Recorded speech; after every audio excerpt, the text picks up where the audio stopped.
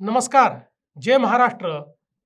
कॅनडाच्या कॅल्गरीमधील सौ अनघा जिरांगकलगीकर यांनी कथा रामराज्याची या एकांकिकेचा व्हिडिओ मला पाठवला आणि तो मी नुकताच बघितला.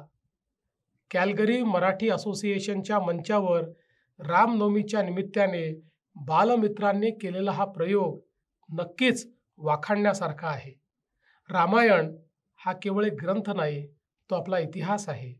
उत्तम राज्यकारभार कसा असावा हे रामायणाने आपल्याला सांगितले आहे.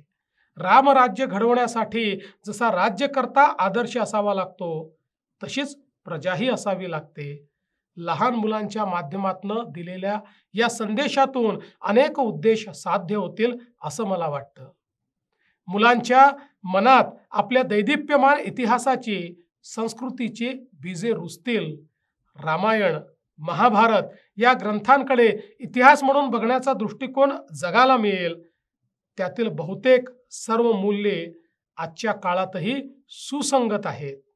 अतिशय सुस्पष्ट संदेश देणारी संकल्पना, संहिता, दिग्दर्शन आणि सर्वांचे हे प्रयत्न अतिशय कौतुकास्पद आहेत.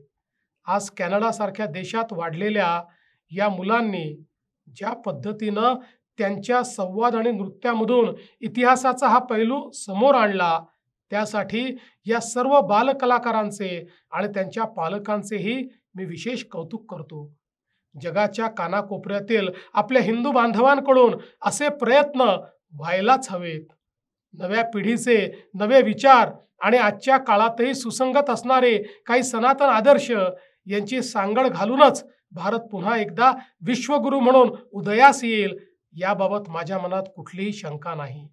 तुमच्या संपूर्ण टीमचे मनापासून अभिनंदन आणि पुढच्या उपक्रमासाठी मनपूर्वक शुभेच्छा.